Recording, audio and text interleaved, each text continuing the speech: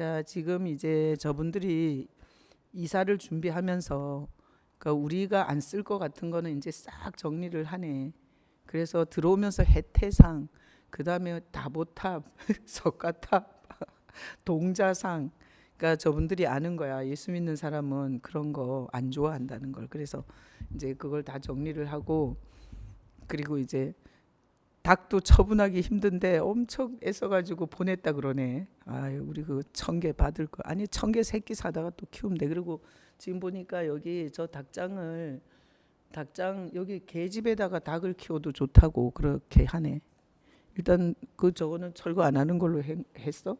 하여튼 책임져야 돼. 나중에 철거할 때 저 하일 사모하고 정지훈 목사하고 다 해. 예?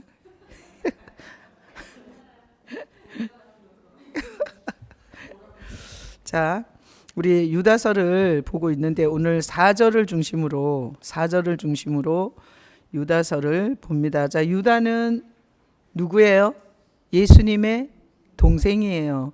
그래서 이게 유다나 야고보를 묵상해 보면, 야, 그 하나님이 인간으로 왔을 때 형 이렇게 불렀던 유일한 사람이잖아요.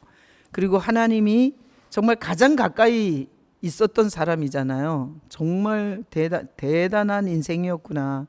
그렇게 생각이 들고, 자, 4절 다 같이 읽어봐요. 이는 가만히 들어온 사람 몇이 있습니다. 그들은 옛적부터 이 판결을 받기로 미리 기록된 자니 경건하지 아니하여 우리 하나님은 은혜를 도리어 방탕한 것으로 바꾸고 홀로 하나이신 주제 곧 우리 주 예수 그리스도를 부인하는 자니라. 아멘. 자, 예수님의 동생 유다는 한 장짜리 성경을 썼는데 그 여러 가지 주제를 앞에서 받고 오늘 4절에 보면 가만히 들어온 몇 사람이 있다고 말해요. 가만히 들어온 몇 사람. 자, 그래서 여기 보면 가만히, 제가 강조하는 부분을 빨간색으로 했잖아요. 가만히 들어온 몇 사람이 있는데 그 가만히 들어온 몇 사람이 뭘 했나 하면 예수 그리스도로부터 신앙을 멀어지게 한 거예요. 자, 그래서 오늘날 우리도 예수님으로부터 신앙이 멀어지는 게 얼마나 비극인지 알아야 돼요. 그래서 오늘 이 주제가 가만히 들어온 몇 사람이 예수 그리스도를 부인하게 했는데 그 가만히 들어온다는 게 오늘날도 해당이 돼요. 그죠? 그래서 이제 그 어디에 가만히 들어왔냐 그럼. 자, 가만히 들어왔으면 어디 들어왔겠어요? 교회로 들어온 거예요.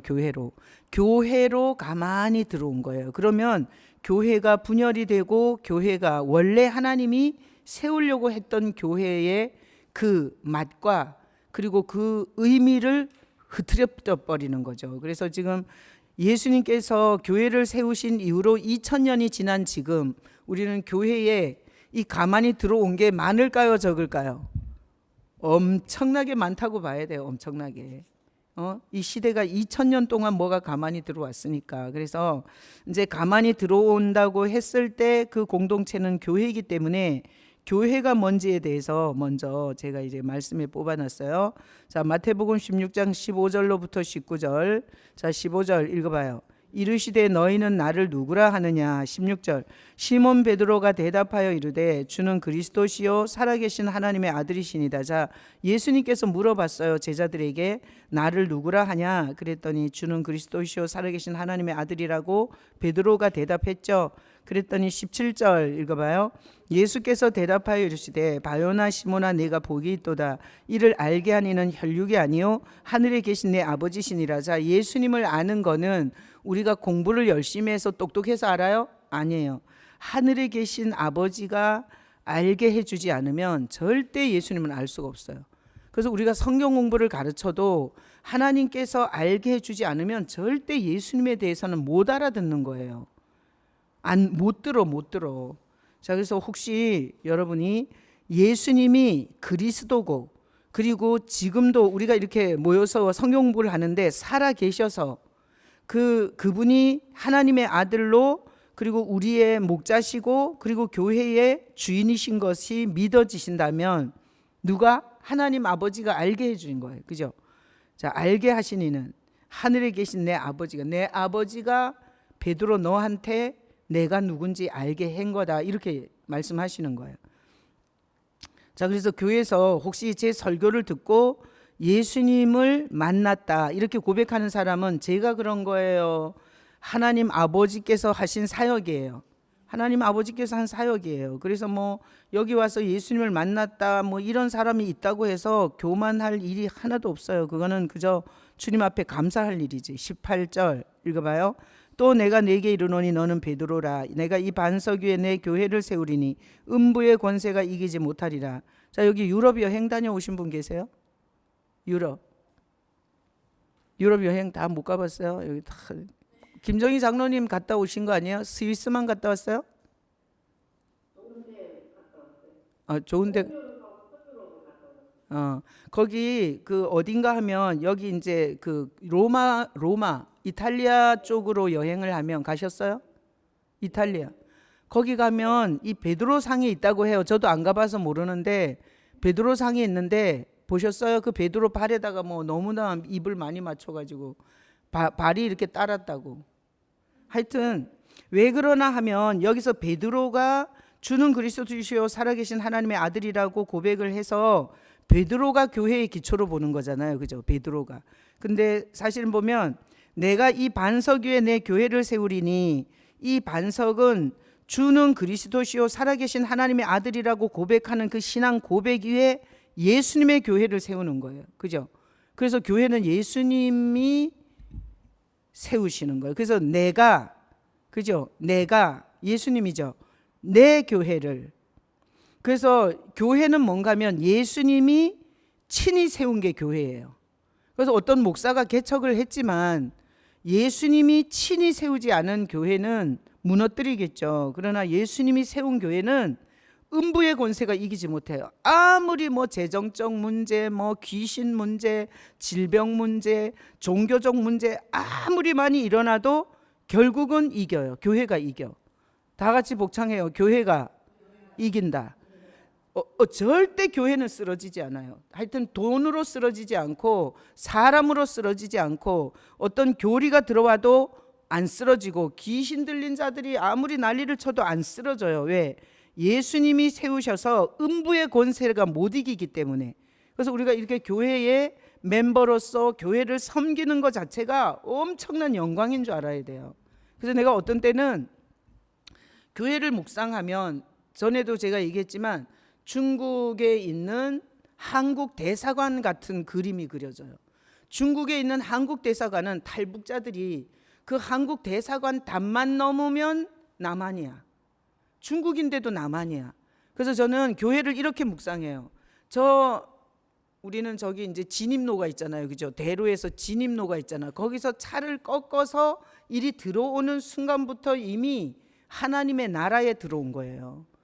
그리고 더군다나 이 예배하는 곳에 들어온다는 건 이건 엄청난 장소, 엄청난 영광으로 들어오는 거고, 자, 우리가 중국에 있는 남한 대사관에 그 울타리를 넘으려고 그 탈북자들이 자기 자식을 막 밀어넣잖아. 자기는 공안에 대해 잡히고. 그러니까 사실은 영적으로 보면 교회에 오는 거는 그런 그림이나 마찬가지예요. 그냥 음부의 권세가 난리를 치는 세상에서 이 음부의 권세가 절대 치해복권 활동을 할 수 없고 전혀 끌어낼 수 없는 그곳으로 뛰어드는 게 교회에 나오는 거예요. 이 교회는 어마어마한 하나님의 영적인. 그래서 여러분들도 내가 교회를 갈 때 이렇게 그림을 그리세요. 내가 중국 공산권에서 살면서 대한민국 대사관으로 지금 자유를 찾아가고 있다, 이런 개념으로 교회를 오셔도 나는 틀리지 않다고 생각해요. 이 하나님의 이 영적인 울타리와 그리고 하나님의 천군 천사가 교회를 포위하고 있고 어떤 것으로도 교회는 쓰러지지 않아요. 자, 19절 읽어봐요. 내가 천국 열쇠를 내게 주리니 내가 땅에서 무엇이든지 매면 하늘에서도 매일 것이요 내가 땅에서 무엇이든지 풀면 하늘에서도 풀리리라. 그래서 교회는 절대 마귀가 못 이기는 곳이고요. 음부의 권세가 못 이기죠. 그 다음에 천국을 안내하는 곳이에요. 교회는. 그래서 교회가 윤리도덕 설교하고, 그리고 사람들 비유 맞추면서 내적 치유나 해주고, 그리고 쓰다듬어주고 이짓거리 하면 교회의 정체성에서 완전 벗어난 거예요. 교회는 천국 열쇠를 주님이 주셔서 천국 안내를 해주는 곳이에요. 자, 그래서 천국 열쇠를 줬고, 그리고 하나님이 교회에 이 권세를 줬는데, 이게 교회가 매면 매여요. 그리고 교회가 풀면 풀려. 그래서 우리가 이 교회가 건물이 아니잖아요. 교회는 사람이죠. 그리고 이 사람들이 모임이 교회예요. 그래서 우리가 예수 그리스도를 고백하는 우리의 모임이 사단이 볼 때는 못 이기는 모임인 거예요. 이게 동창 모임, 개 모임하고 다르고, 그리고 또 친교를 위한 모임하고 골프 동아리하고 다른 거예요. 자, 머릿속에 그리셨어요? 그래서 저는 교회를 우습게 보는 건 얼마나 그 영혼이 저주받았는지 알겠어요. 자, 교회를 소중하게 생각해야 돼요. 그리고 이 지상에서 최고의 안전한 곳이 교회예요. 자, 교회는 건물이라고요? 아니에요. 믿는 자들의 모임이 교회니까 내가 믿는 자들이 모임이 있는 곳으로 내가 발걸음을 향하는 것 자체가 엄청난 축복이에요. 그래서 나는 예수 믿는 사람이 싫어, 나는 교인들은 꼴보기 싫어, 이거는 이미 그것은 영혼에 아주 심각한 질병이 든 거예요. 여러분, 동창 모임 가는 것보다 교회 와서 예수님을 나누고 말씀을 듣고 여기서 교제하고 내가 잃어버렸던 천국의 소망을 회복한다면 이거는 축복받은 영혼이고, 교회가 괜히 싫고, 그리고 안 믿는 사람들보다 교회 안에 못된 사람이 더 많다 그러고 교회 가면 어쩌고 저쩌고 이런 걸 참 그렇게 말하는 거가 주님 앞에서 얼마나 망령된 일인지를 생각하셔야 돼요. 자, 그래서 교회는 천국 안내를 해주면서 이래야 되는 거야. 귀신 들린 영적으로 불안정한 사람한테 예수 이름으로 명하노니 묶임을 받을지어다, 매는 거죠. 그리고 성도들의 문제에 대해서 예수 그리스도의 이름으로 모든 것들은 주님께서 통치하고 다스려 주시옵소서, 이런 식으로 매기도 하고 풀기도 하고. 그래서 저는 이제 예수님을 만나 제가 그 귀신 들린 사람을 이렇게 다뤄보니까, 이렇게 그때 전도사니까 이렇게 머리에다가 손은 못 얹고 이게 등에다가 손 얹고 내가 예수 이름으로 명하노니 묶임을 받을지어다 그랬더니 자기 속에 있는 귀신이 명령할 때마다, 그리고 예수 이름으로 명하노니 떠나갈지어다 그러니까 막 이 자기에게 족쇄가 촉촉촉촉 풀어졌다고. 나는 못 봤지, 내 눈에는 안 보이는데 귀신 들린 사람은 그렇게 말하더라고요. 그래서 내가 그 얘기를 듣고 내가 은혜 받았어. 왜? 아니, 내 눈에는 안 보이는데 귀신 들린 사람은 자기가 매여 있던 게 풀리는 거, 이거를 경험을 하고 말을 해줘서 제가 이게 교회의 권세. 교회가 뭔가 하면 예수님을 믿는 신앙 고백을 하는 사람이기 때문에 여러분들도 예수님이 있다면 이렇게 가정에서 이런 기도를 해야 돼요. 이게 막 어둠들이 역사할 때 예수 이름으로 묶임을 받을지어다. 음란한 영들, 그리고 이 아주 분노하고, 그리고 이 왜 그런 사탄이 하는 전문적 그 활동들이 있죠. 분열하게 하고 이런 거에 대해서 이렇게 묶는 기도를 해야 돼요. 우리나라는 지금 대통령 선거 앞두고 지금 굉장히 많이 분열이 심하잖아요. 그래서 나라와 민족을 위해서 기도할 때는 이 나라를 분열케 하는 이 더러운 사탄은 예수 이름으로 묶임을 받을지어다, 이렇게. 그리고 부부 싸움을 맨날 하는 거야. 그럼 주님이 성령으로 싸우라 그러겠어요? 그 부부를 이간질하고, 그리고 그 부부가 연합되는 거를 장난질하는 영들의 또 역사가 있는 거잖아요. 그러면은 그냥 묶는 거지, 매는 거지. 여기 매면 하늘에서도 매인다 그랬잖아요. 그래서 이렇게 매고 푸는 이런 권세를 예수 안에 있다라고 생각하고, 보이는 현상이 있을 때 속으로라도 이 매고 푸는 기도를 할 줄 알아야 돼요. 자, 예수님이 이렇게 귀신 들린 사람에게 가면 귀신 들린 사람한테 명령도 안 했는데 막 꼬꾸라지죠. 거품 물고 꼬꾸라지고, 그리고 내가 당신과 무슨 상관이 있나이까 그러고 하나님의 아들 예수여 막 이러고 귀신이 와서 막 엎드려요. 귀신 들린 사람이. 그게 뭔가 하면 이게 예수님께서 바깥으로 말하지 않았지만 주님께서 이미 영적인 권세를 가지고 그들을 보면서 이미 이게 나갔기 때문에 그들은 이미 발작을 하고 반응을 하는 거예요. 그래서 내가 예수 안에서 매고 푸는 열쇠를 갖고 있다는 사실을 모르면 맨날 이래 질질 싸고. 자 보세요. 이제 예를 들어서 저기 미친 개가 한 마리 들어왔어, 우리 여기 카페에. 그러면 이게 쇠사슬을 갖다고 빨리 묶어야 되잖아요, 그죠?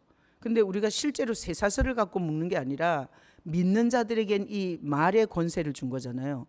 그래서 만약에 미친 개처럼 어떤 영적인 더러운 존재가 교회 안에 들어와서 막 이간질을 시키고 막 앉기만 하면 막 불평불만을 하고 교회가 막 그러는 게 보일 때, 이렇게 잠잠히 그런 현상을 보고 예수 이름으로 명하노니 묶임을 받을지어다, 활동을 멈출지어다, 이런 식으로 우리가 기도할 때 보이지 않은 영계에서는 실제로 묶이는 거잖아요, 그죠? 자, 그래서 교회의 신비는 뭐냐? 자, 하나님께서 예수 그리스도라는 구원의 비밀을 알려주는 곳이 교회예요. 그리고 교회는 예수님이 세우셨고 어떤 영적인 권세도 이기지 못하고 쓰러뜨리지 못하는 게 교회예요. 그래서 교회를, 예수 그리스도를 중심으로 한 교회를 세우는데 우리가 인생을 좀 바칠 줄 안다면 이것처럼 영광스러운 일이 없을 거라 생각해요, 교회를 세우는데. 자, 그러면 이런 교회에 또 에베소서에는 뭐라 그러냐? 20절 읽어봐요. 너희는 사도들과 선지자들의 터 위에 세우심을 입은 자라. 그리스도 예수께서 친히 모퉁이 돌이 되셨느니라.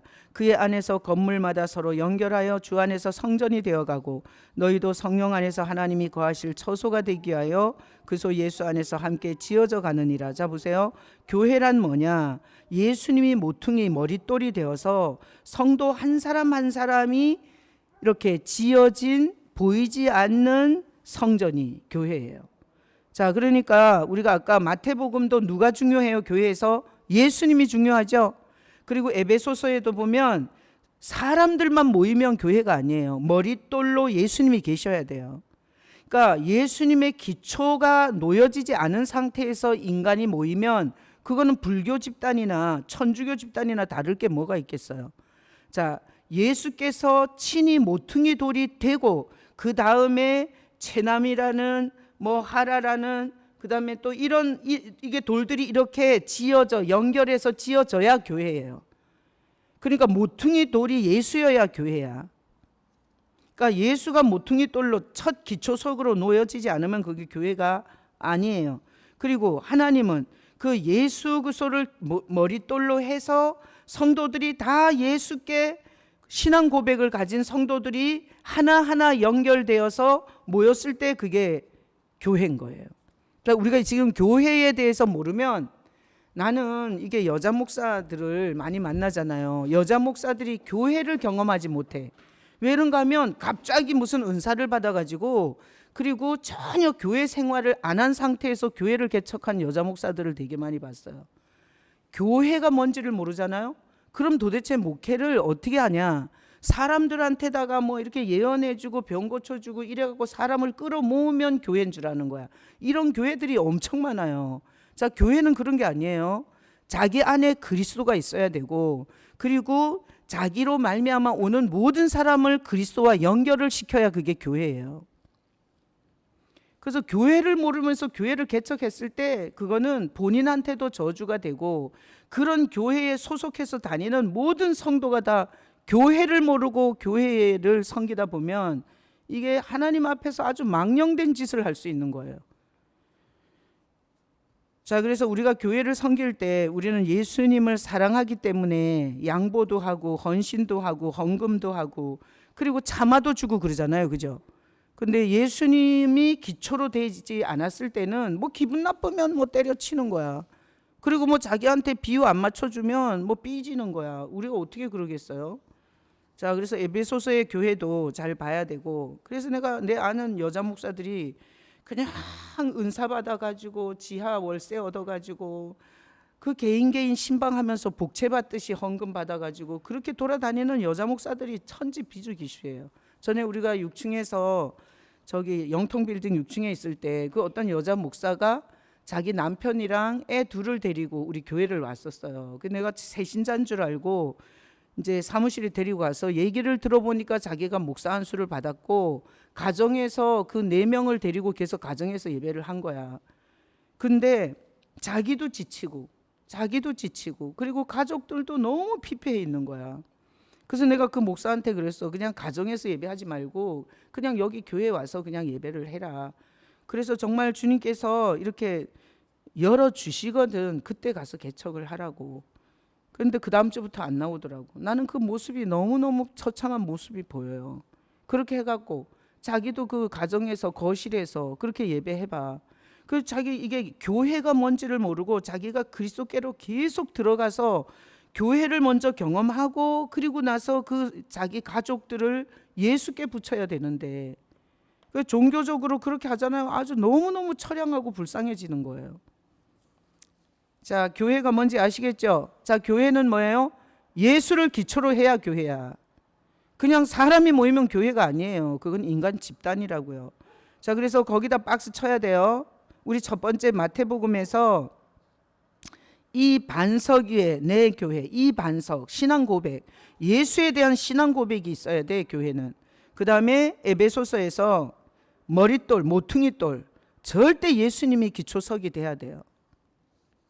그 다음에 요한복음 15장 5절 읽어봐요. 나는 포도나무여 너희는 가지라. 그가 내 안에 내가 그 안에 거하면 사람이 열매를 많이 맺나니 나를 떠나서는 너희가 아무것도 할 수 없습니다. 자, 교회는 뭐냐? 예수님의 포도나무에 성도들을 가지로 붙이는 게 교회예요. 그러니까 자기가 목자가 돼서 자기가 예언자가 돼서 자기가 인생을 이래라 저래라 무당처럼 점쳐주고 그리고 길 안내해주고 이러잖아요. 그러면 포도나무에 붙이지를 않는 거야. 그러면 문제는 뭔가 하면 자기도 포도나무에 안 붙어 있는데 다른 사람을 붙는 거를 방해하는 자가 되는 거예요. 그래서 저는 여기에서 교회를 하면서 절대 예수님을 중매하지, 예수님을 중매하는 중매자가 돼야지 사역자가 되면 안 돼. 사역자는 그야말로 사역을 하는 사람이잖아. 우리는 사역자는 내가 만난 예수님을 만날 수 있도록 중매하는 자지. 그래서 우리가 지난주에 봤잖아요. 종교는 예수님을 만나지 못하도록 이간질하는 거예요. 종교는. 그래서 종교는 예수님을, 종교적 목사 밑에서는 예수 만나기 힘들어요. 왜? 윤리도덕 설교하지. 그리고 뭐 이렇게 세상에 떠도는 얘기 많이 하기 때문에 예수를 절대 만나게 중매를 할 수가 없어요. 종교적 목사는. 근데 자, 예수 그리스도를 만난 목사는 자기가 만났기 때문에 자기가 답을 주는 게 아니라 예수님을 만날 수 있도록 중매를 하는데 그 대표적인 사람이 누구예요? 예수님을 중매했던 대표적인 사역자가 누구예요? 바울이에요. 바울은 자기가 직접 말해요. 내가 순결한 신부로 내가 그리스도께 너희를 중매하려 하노라. 이렇게 말해요. 그래서 다 같이 고백해요. 예수님께로 중매하겠습니다. 하여튼 자기가 뭐 은사 받아가지고 자기가 막 예수인 것처럼 해갖고 나한테 와서 물으라 그러고 자기가 모든 답을 아는 것처럼 이러면 중매하는 게 아니야. 자기가 교주가 되는 거예요. 사실은 보면 이만희나 문선명이 교주잖아요. 근데 교회 안에 사역자 중에 교주가 또 있을 수 있어요. 중매하지 않는 건 교주야. 자, 여기 지금 이 성경 공부를 하는 여러분은 다 인생의 목표를 다 이렇게 정해. 내가 예수 만나. 내가 예수님을 중매하다가 죽고 싶습니다. 여러분 다 이런 고백하시길 축복합니다. 자, 우리 김정희 장로님. 네, 어디 저기 교주 되면 돼야 안 돼요? 안 되죠. 그래서 찬영이한테도 어떻게 해야 돼요? 예수님을 중매해줘야 돼, 중매. 그죠? 그래서 장로님이 만난 예수님을 찬영이한테 뭐 이렇게 얘기하면 중매하는 거야. 찬영아, 할머니도 엄청 힘들게 살았어. 네 지금 공부하는 거 힘들지? 할머니도 힘들었어. 근데 내가 예수님 붙잡고 내가 여기까지 산 거야. 그러니까 네가 공부할 때 힘들어도 그때 예수님 붙잡고 공부하면 예수님이 또 네 진로도 열어주고 그리고 너에게 지혜도 주고 그렇게 해서 점수가 못 나오는 건 할 수 없어. 이런 건 중매해 주는 거예요. 그죠? 자, 그래서 여기 지금 이 여러분이 혹시나 교주 스타일로 예수님을 중매하는 게 아니라 교주 스타일로 그렇게 가정에서 있었다면 회개하시고 오늘부터 다 중매쟁이로 자기 직업을 다 바꾸시기를 축복합니다. 아멘. 자, 그래서 이제 교회라는 것에 대해서 제가 이 세 구절을 가지고 교회라 함은 모름지기 예수님이 있어야 교회예요. 그렇죠? 자, 목사가 있고 장로가 있고 그리고 건물이 있고 모이는 사람이 많다고 교회가 아니에요. 그래서 우리는 지금 이 시대에 교회인가 교회가 아닌가 여기에 대한 분별력도 있어야 돼요. 우린 건물이 있으면 교회인 줄 알잖아. 목사가 유학을 해서 유명한 스펙과 프로필을 갖고 있으면 교회인 줄 알잖아요. 그리고 사람이 많이 모이면 큰 교회인 줄 알잖아. 근데 오늘 교회를 보니 예수 그리스도가 기초로 예수 그리스도의 신앙 고백이 예수께 붙어 있지 않는 건 교회가 아니에요. 그래서 이 시대는 지금 교회를 분별해야 내 영혼에 정말 주님의 약속과 은혜가 오는 거지. 교회를 분별하지 못하고 그냥 적선하듯이 아무 데나 가서 11조 드리고 뭐 거기 가서 봉사하고 거기 가서 그 성경 공부하고 프로그램 한다고 해서 영혼이 기름져지고 그 영혼을 하나님께서 사랑하지 않아. 지금 시대는 그런 시대예요. 자, 교회가 뭔지 아시겠죠? 자, 그러면 교회를 지금 오늘 유다서 4장에 보면 가만히 들어온 몇 사람이 교회를 지금 무너뜨리려고 하는 거죠. 그래서 유다가 쓴 거죠, 이 편지를. 그래서 교회를 무너뜨리는 방법이 구약에 보면 아주 구체적으로 나와 있어요. 교회를 무너뜨리는 방법. 창세기 4장 3절 읽어봐요. 세월이 지난 후에 가인은 땅에 소산으로 제물을 삼아 여호와께 드렸고, 거기 RP가 깨예요, 깨. 탈을 잘못 쳤네. 자, 보세요. 교회를 무너뜨리는 방법은 가인처럼 예수님의 보혈을 모르고 땅의 소산, 이게 인간적인 인본주의적인 열심과 인본주의적인 것으로 대체하는 것은 교회를 무너뜨리는 방법이에요. 그래서 교회는 아주 피 묻은 복음을 전해야 돼. 예수 그리스도의 희생의 피를 전해야 돼요. 그리고 우리는 너무 감사한 게 이렇게 매번 성찬을 하잖아요. 성찬을 하면서 예수님의 보혈을 절대 부정할 수가 없어요. 자, 그러니 교회를 무너뜨린 첫 번째 방법은 재물을 변개하면 돼요. 재물을 예수 그리스도의 피 묻은 복음이 아닌 인본주의와 과학과 의학과 그리고 뭐 내적 치유와 상담 이론 이런 것으로 대체를 시키면 교회는 재물을 변개시킨 교회가 되어서 그건 뭐 처참하게 무너져요. 하나님도 무너뜨리고 본인도 버틸 수가 없어요. 자, 그래서 재물은 누구만? 예수님만 재물이 되셔야 돼요. 그래서 우리가 주일날 예배하고 그리고 하나님 앞에 이렇게 헌신도 하고 봉사도 하고 헌금도 하는 건 그 핏값에 대한 감사, 핏값에 대한 감사. 자, 그래서 재물을 변개하면 안 돼요. 그래서 우리는 보혈을 늘 기억하는 그런 하나님이 기뻐하는 교회가 되시길 축복합니다. 아멘. 열왕기상 12장에 보면 제단을 변경시켜요. 제단을. 자, 제단 읽어봐요. 만일 이 백성이 예루살렘에 있는 여호와의 성전에 제사를 드리고자 하여 올라가면 이 백성의 마음이 유다 왕 된 그들의 주 르호보암에게로 돌아가서 나를 죽이고 유다 왕 르호보암에게로 돌아가리로다 하고 이에 계획하고 두 금송아지를 만들고 무리에게 말하기를 너희가 다시는 예루살렘에 올라갈 것이 없도다. 이스라엘아, 이는 너희를 애굽 땅에서 인도하여 올린 너희의 신들이라 하고 하나는 베델에 두고 하나는 단에 둔지라. 이게 뭔 얘기인가 하면 우리가 열왕기상에 가면 다윗이 죽죠. 그리고 솔로몬이 아들이 왕이 되죠. 그리고 솔로몬 때 하나님께서 그 우상을 끌어들인 그 죄를 하나님이 진노하셔서 네 아들 대에 나라를 둘로 가를 거라고 그래요. 그래서 솔로몬의 아들인 르호보암이 솔로몬의 왕위를 잇고 그리고 여로보암이 이게 열지파를 가지고 북이스라엘을 세워요. 자, 여로보암 입장에서 보니까 정통이 누구예요? 솔로몬의 아들 르호보암인 거야. 근데 자기가 열지파를 이렇게 끌어모아 갖고 자기가 훨씬 더 다윗 그 가문보다 큰 왕조를 세운 거예요. 근데 걱정이 뭔가 하면 예루살렘으로 제사를 지내러 가면 백성들이 그리로 뺏길 것 같은 거야. 그래서 백성들이 좋아하는 금송아지를 세워요. 그래서 예루살렘으로 갈 것 없다. 이 금송아지가 너희의 신이라. 이러면서 베델과 단에 두 군데 이 제단을 바꿔버려요. 자, 제물은 누구예요? 예수님이시죠. 그래서 교회 안에는 피 흘리신 제물이 있어야 돼요. 그리고 제단은 누구예요? 제단도 예수님이세요. 그러니까 오늘날 예수의 제단을 세우지 않고 이렇게 건물을 크게 하고 극장식으로 편안하게 하고 프로그램을 사람들이 뭐 좋아하나 이런 거 영어 공부도 하고 골프 교실도 하고 바이올린 교실도 하고 이래갖고 사람들이 좋아하는 선호하는 이런 프로그램을 만들어서 사람들을 교회로 유인하는 건 두 금송아지를 세워서 사람들에게 그 취미에 맞춰주는, 하나님이 볼 때는 그게 교회가 아니에요. 자, 우리는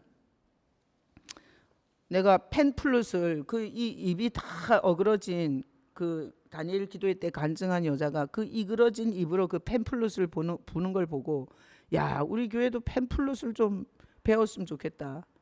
그래가지고 내가 지혜한테다가 펜플룻 좀 우리가 불어서 성탄절에 하자고.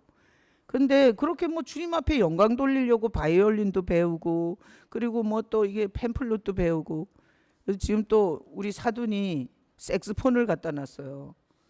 그래서 내가 색스폰 팔지 말고 내가 색스폰을 좀 불어보겠다. 색스폰을 내가 배워보겠다고 지금. 아니, 그런 건 괜찮아. 근데 그런 게 주가 됐을 때는 제단을 바꾼 거예요. 제단을. 이 말이 뭔 말인지 알아들어야 되는데, 이게 목회자들이 성장지상주의, 그리고 일단 교회가 부흥만 하면 돼요. 그럼 목회자가 사례비 받을 수 있죠. 그건 완전히 직업에서 괜찮은 직업이 되는 거예요. 자, 이런 식으로 하잖아요. 이건 제단을 변개한 게 되는 거예요. 그래서 프로그램 중심, 그리고 사람들이 이 시대가 뭘 선호하냐, 이런 식으로 해서 교회를 세워놓고, 그리고 그것을 미끼로 던져서 사람들을 끌어모으는 성장과 부흥은 금송아지 세워놓고 이게 너네 신들이라고 제단을 변경하는 짓하고 똑같은 거예요. 그래서 난 한번 끝장을 보고 싶어. 이렇게 예수님의 성찬을 나누고 예수님을 계속 중매해주고, 그리고 죽으라 하고 예수님을 설교하면서 이 교회를 하나님이 어떻게 하는지 끝장을 한번 보고 싶어요. 여러분들도 이 교회를 섬기면서 그런 좀 예수님을 사랑하고 예수님을 소개하고 그리고 예수님으로 계속 붙이는 교회가 어떻게 되는지 여러분이 끝장을 한번 볼 각오를 좀 하는 것도 좋아요. 안 그래요? 아니, 지금까지는 되게 좋지 않아요? 아니, 내가 뭐 아는 게 있어, 돈이 있어, 뭐가 있어. 아니, 근데 또 여기 지금 뭐 우리가 인수한 건 아니지만, 그치? 저 사람들이 인사할 준비를 하잖아. 우리는 돈은 준비가 안 됐는데 저 사람이 알아서 지금 나가. 아유, 참나. 하여튼 뭐 이거는 시작일 뿐이고, 저는 지금 이 시대를 향해서 한번 싸워보고 싶어요. 예수님의 피로 세운 교회, 그리고 예수님을 끊임없이 중매하는 교회, 그리고 예수 외에는 말하고 싶지 않은 교회를 하나님이 어떻게 하는지 내가 진짜 본때를 한번 보고 싶어요. 그러니까 여러분들도 이런 걸로 눈 뜨고 좀 보실 수 있기를 축복합니다. 아니, 내가 오늘 새벽 예배 때 얘기했잖아요. 그죠? 너무 재밌지 않아요? 아니, 감정평가사를, 이게 감정평가사가 어떤 위치인 줄 알아요? 이게 대출을 받아야 되잖아. 감정평가사가 감정을 낮추잖아요. 그러면 우리가 원하는 금액을 절대 받을 수가 없어요. 거기 칼자루를 들고 있는 사람이야. 근데 하나님이 참 재밌지 않아요? 아니, 이게 정말 주님의 심정이 아니면 거기다 대고 불편한 거예요. 불편한 얘기잖아, 이게. 그리고 그 사람이 집에 가서 정신 차렸을 때 이랬을지도 몰라. 내가 미쳤나? 내가 오늘 뭔 짓을 했나? 내가 칼자루를 쥐고 있으면서 그 사람 얘기를 내가 한 20분 이상 내가 들어주고 눈 감고 영접 기도까지 한 이 사실에 대해서 그 사람이 어떻게 생각했을지 모르겠어. 내가 오늘 새벽에도 아까 중보기도 시간에도 기도했어요. 주님께서 성령으로, 하나님이 당신을 사랑하십니다. 아버지 엄마도 없고, 그렇게 27살이야. 야, 27살. 그러니까 그 청년이 성령으로 자꾸 귀에서 맴맴맴맴, 그리고 친아버지는 돌아가셨지만 예수님을 소개받고 하나님이 내 친아버지가 되셨으면 좋겠습니다. 이렇게 내가 영접 기도를 시켰다니까요. 그 얘기가 맴맴맴맴맴 돌아서 정말 어디에 있든지 하나님의 자녀가 되기를, 내가 오늘 새벽에도 기도하고, 그리고 아까 중보기도 시간에도 중보기도 다 마치고 나서 거기 기도 제목을 써놓지는 않았지만 제 눈에 보이는 마시간 성도들, 안 보이는 성도들, 그리고 여러 가지로 가치관이 뒤틀어져 있는 성도들을 향해서 전체적으로 또 중보를 했어요. 자, 첫 번째 뭐 변개했다고요? 성교사님 공부 좀 잘해봐요. 첫 번째 뭐 변개했다고요? 재물을 변개해, 교회가. 그 다음에 뭘 변개해요? 제단을 변개해요. 그리고 나서 세 번째는 사사기에 보면 제사장을 변개시켜요. 제사장을. 자, 이게 다 예수님의 사역이에요. 제물, 제단, 제사장. 우리의 제사장은 예수밖에 없어요. 자, 읽어볼게요. 7절. 유다 가족에 속한 유다 베들레헴에 한 청년이 있었으니 그는 레인으로서 거기 거류하였더라. 그 사람이 거주할 곳을 찾고자 하여 그 성읍 유다 베들레헴을 떠나가다가 에브라임 산지로 가서 미가의 집에 이르매 미가가 그에게 묻되 너는 어디서부터 오느냐 하니 그가 이르되 나는 유다 베들레헴의 레인으로서 거류할 곳을 찾으러 가노라 하는지라. 미가가 그에게 이르되 내가 나와 함께 거주하며 나를 위하여 아버지의 제사장이 되라. 내가 해마다 은열과 의복 한 벌과 먹을 것을 주리라 하므로 그 레인이 들어갔더라. 자, 레인은 제사장을 하는 지파잖아요. 근데 이 레인은 미가의 개인적인 제사장이 돼요. 자, 그래서 이게 변개를 시킬 때 보면 이 제사장을 사람의 수종드는 자로 바꿔버리는 거예요. 사람에게 수종드는 자. 내가 여기 사역자들이 있지만 절대 성도가 중요하지만 예배자가 돼야 된다. 예배자가. 하나님을 예배하지 않는 사역자는 변개시킨 제사장이에요. 하나님이 우리를 부르실 때는 하나님을 섬기는 걸 먼저 부른 거지 성도들의 뒤를 닦아주라고 우리를 부른 게 아니에요. 그러니까 사역자가 예배할 줄 몰라 하나님의 하나님 되심 앞에서 두 손 들고 주님의 주 되심과 자기를 부르신 이가 누군지를 모르고 사역을 하잖아요.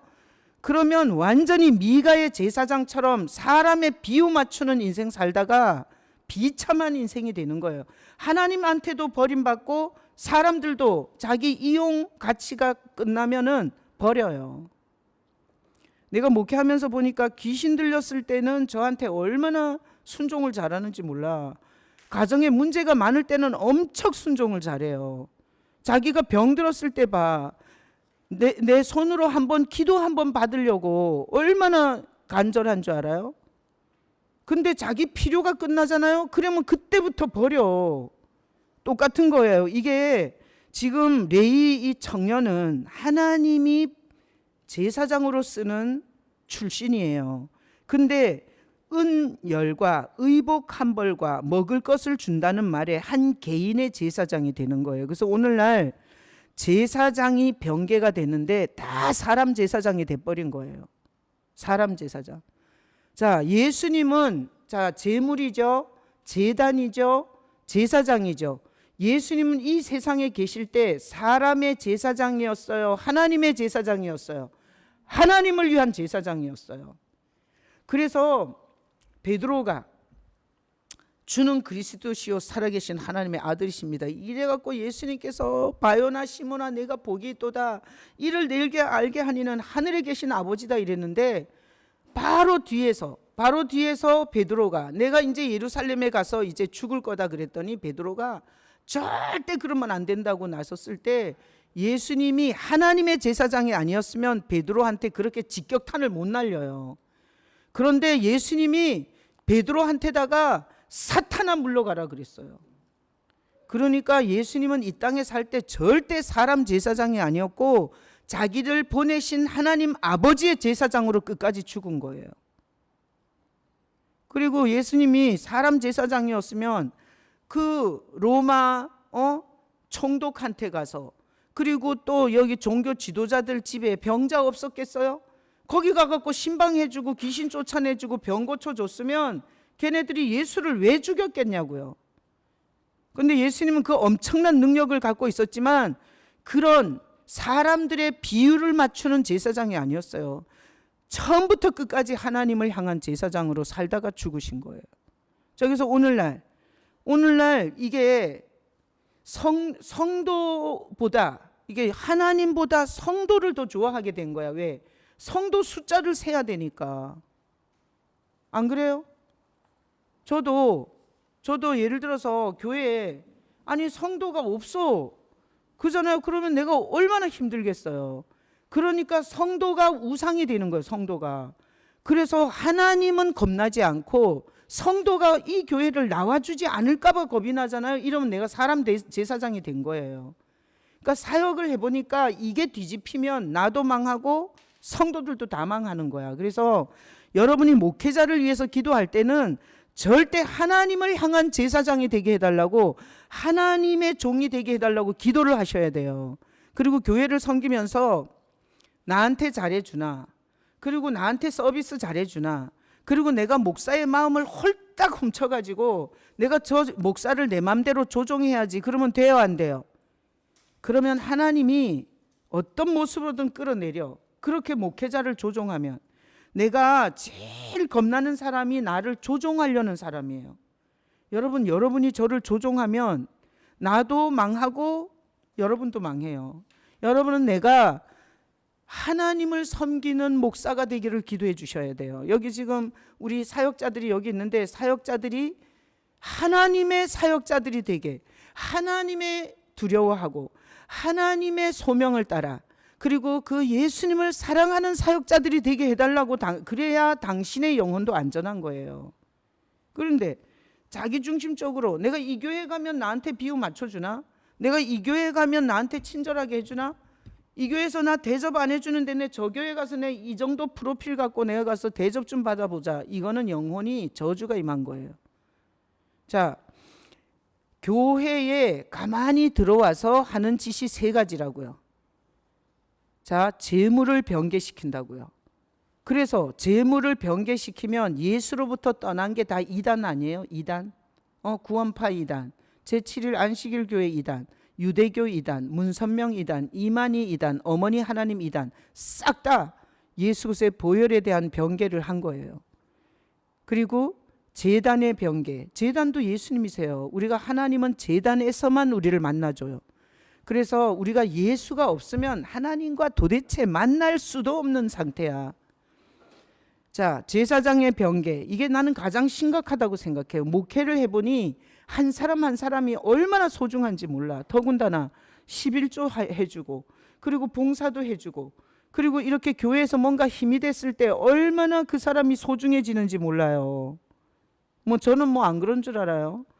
교회를 이 큰 덩어리를 끌고 가다 보니 그렇게 실제적으로 도움을 주는 성도는 정말 얼마나 소중한지 몰라요. 근데 제가 이런 말씀을 알기 때문에 주님을 전심으로 예배하고, 그리고 주님을 향한 섬김이 없으면 결국은 이게 얼마나 무서운 영적인 함정이 되는지를 알기 때문에 이걸 엄청 싸워요.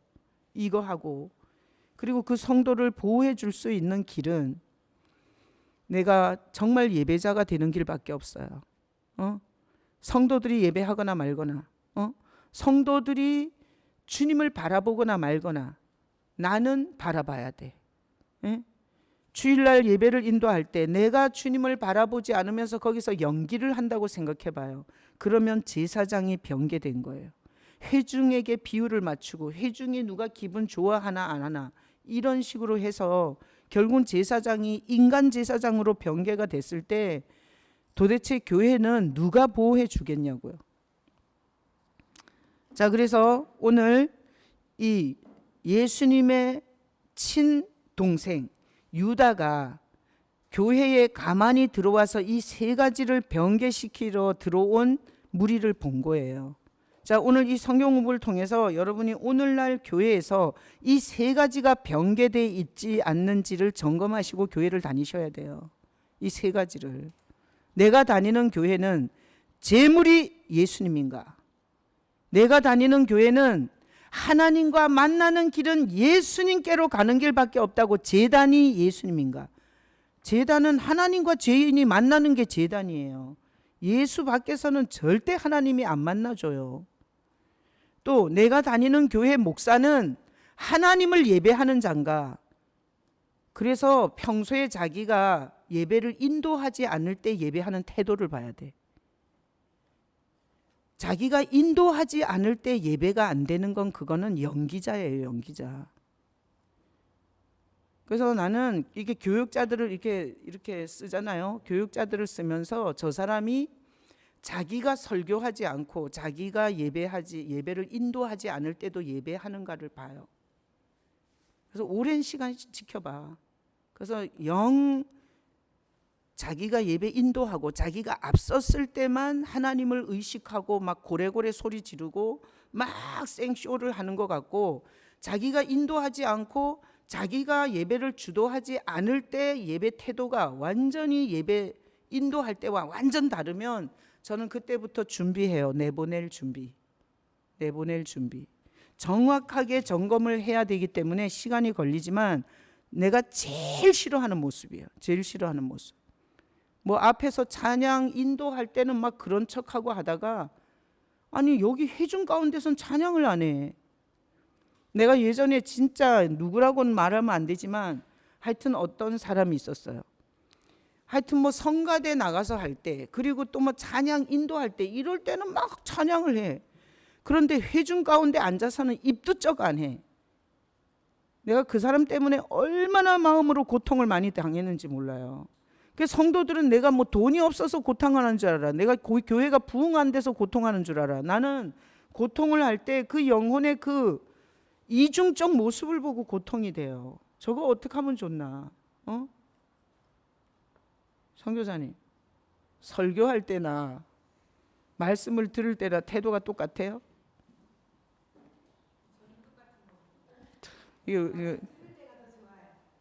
그러니까 저게 진짜예요.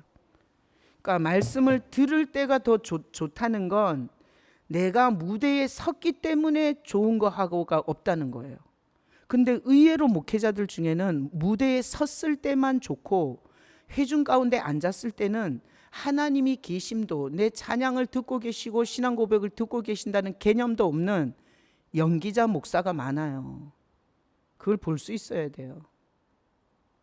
다 물어봐야 되는데. 이승훈 전도사님, 예배 인도할 때나 앉아있을 때나 똑같아요, 달라요? 듣는 게 더 좋아요? 야, 이게 또 훌륭한 사람들이 이렇게 다 하라.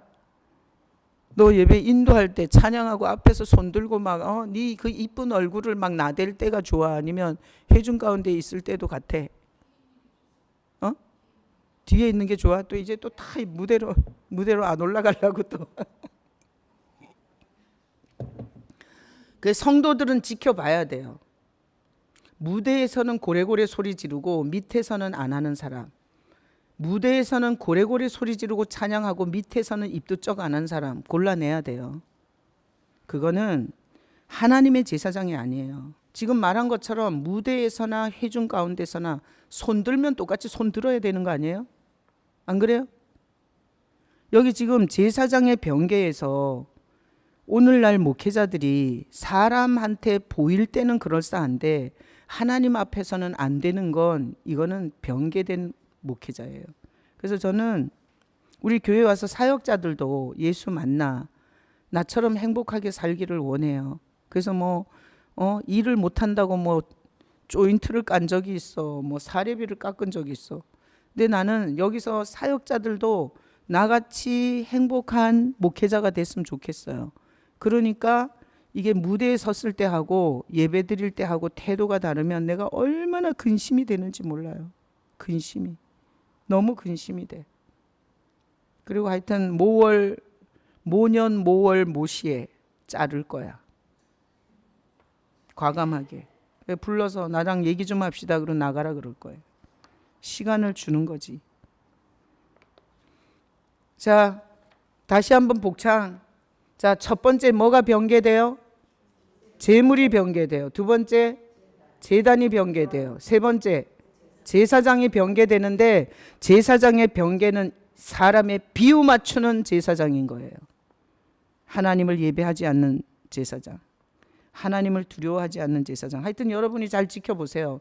무대하고 회중 가운데 앉았을 때 다른 사역자가 누군지. 그래서 나한테다가 얘기해줘요. 그러면 아주 그 다음 날로 불러갖고 내보내버릴 테니. 자, 가만히 들어온 것들을 지금부터 보겠어요. 자, 지금 유다서 1장 4절에서 가만히 교회에 들어와가지고 이렇게 변개시킨 것들이 있죠. 성경에 이 가만히 들어와서 변개시키는 내용이 정확하게 나와 있어요. 자, 요한계시록에 나와 있는 7교회에 그 요소가 들어있어요. 그 요한계시록 7교회는 교회 안에서 이게 뒤틀어진 상태를 그대로 보여주는 거거든요. 자, 요한계시록 2장 2절로 4절, 2절 읽어봐요.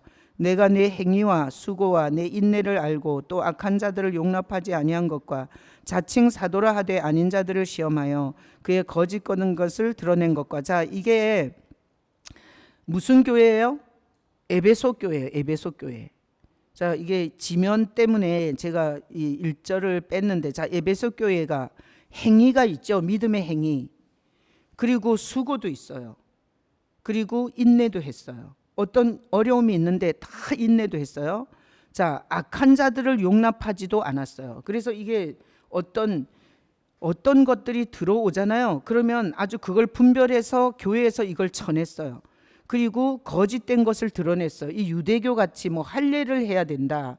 그다음에 뭐 십계명을 지켜야 구원받는다. 이런 율법주의자가 들어오면 이 에베소 교회는 그걸 다 전했어요. 훌륭한 교회죠. 그리고 참았어요. 막 술 처먹는 남편과 그리고 여러 가지 어려움이 있는 모든 일을 다 참았어요. 그리고 견디고 게으르지도 않았어요. 이 에베소 교회는 굉장히 부지런하고 활동적이고 하나님이 볼 때 열심히 있는 교회였어요. 근데 이 교회 안에 뭐가 들어왔어. 뭐가 들어왔어요? 4절에 읽어봐요. 그러나 너를 책망할 것이 있나니 너의 처음 사랑을 버렸느니라. 그러니까 예수님을 사랑하지 못하게 들어와서 변개시켜놨어요. 그러니까 종교적으로 예배도 행위도 하죠. 예배 행위도 하죠. 그리고 식당에서 밥도 하죠. 그리고 막 사람들이 막 골치 아프게 할 때 그걸 또 참아주기도 했죠. 그 다음에 율법주의자를 내보내기도 했죠. 그런데 예수님을 사랑하는 것을 변개시켰어요. 자, 그러니 여러분이 지금 엄청나게 몸을 불사르게 아프리카에 가서 선교를 하고 길거리에 가서 전도지를 나눠주고 그리고 또 유튜브에서 보수 유튜브를 봐갖고 이 나라와 민족을 위해서 기도하고 별짓을 다 하는데 뭐만 하지 말라고? 예수님을 사랑하지만 말라고 변개시키는 거예요. 그래서 사람들이 자기가 이런 열심히 있으면 자기가 변질된 줄 모르는 거예요. 그런데 예수님을 사랑하지 않고 그런 짓거리만 하잖아요. 변개된 거예요. 마귀는 우리가 가장 중요한 건 예수님을 사랑하는 거기 때문에 다른 언저리 이파리들은 다 보존시켜 놓고 가장 중요한 이 줄기를 변개시키는 거예요. 사랑 없이 그 짓을 하도록. 예수님 사랑하세요? 아멘을 안 하고 그래. 예수님 사랑하세요? 아멘이죠? 자, 지금 예수님을 사랑하지 않으면서 목회하고 예수님을 사랑하는 게 뭔지도 모르고 이렇게 신앙생활하고 이거는 변개된 거예요. 그래서 이 다음 말씀이 뭔가 하면 내가 촛대를 옮기겠다 그래요. 네가 아무리 행위가 있고 수고가 있고 인내를 하고 네가 율법주의자를 쳐내고 참고 견디고 있지만 나 사랑하지 않으면 너 쳐내겠다 그래요. 촛대를 옮기겠다 그래요. 자, 중요하다는 말이에요. 꼭 촛대를 옮기겠다고 협박하는 거예요. 네가 날 사랑하는 건 굉장히 중요하다고 주님이 말씀하신 거예요. 자, 여러분을 점검하시기를 축복합니다. 예수님을 사랑하고 있는지 종교 행위를 붙잡고 있는지 점검하셔야 돼요. 자, 요한계시록 2장 14절 읽어봐요. 그러나 내게 두어 가지 책망할 것이 있나니 거기 내게 발람의 교훈을 지키는 자들이 있도다. 발람이 발락을 가르쳐 이스라엘 자손 앞에 걸림돌을 놓아 우상의 제물을 먹게 하였고 또 행음하게 하였느니라. 자, 발람의 교훈은 뭔가 하면 물질을 좋아하는 거예요. 돈 좋아하는 거. 이게 교회 안에 이게 유튜브에 올라가는데 번영신학 아시죠? 번영신학. 예수 믿으면 복받아서 잘 먹고 잘 산다는 게 번영신학이에요. 이 번영신학으로 엄청난 성도를 끌어모아요. 성도들은 그 말 들으면 다 환장하는 거야. 예수 믿으면 복받고 잘 먹고 잘 산다고. 이거를 엄청 좋아하는데 이게 발람의 교훈이에요. 우리는 번영신학이 되면 안 되고요. 우리를 위해서 희생하신 예수 그리스도를 사랑하며 그분이 주는 저절로 주는 열매를 우리가 받아서 살아야 돼요. 그 열매가 목적이 되면 안 돼요. 자, 예수 믿으면 병 고쳐줘요, 안 고쳐줘요? 고쳐줘요. 예수 믿으면 가정의 회복이 와요. 예수 믿으면 자녀를 축복해줘요. 예수 믿으면 우리 미친 정신을 고쳐줘요. 예수 믿으면 우리 집안을 영적 판을 다 바꿔줘요. 그렇지만 예수님을 빼놓고 그런 걸 추구하면 안 돼요. 그거는 저절로 주는 열매지 그게 교회의 목적이 되면 안 돼요. 그래서 번영신학적 설교를 분별해 봐야 돼요. 번영신학적 설교. 대표적인 분이 조용기 목사님이에요. 조용기 목사님. 조용기 목사님은 완전 번영신학의 1인자예요. 그래서 이게 발람의 교훈이 뭔가 하면 발람이 무당이거든요. 무당. 근데 이 발람이 이스라엘을 저주하라는 발락 왕의 뇌물을 받아요.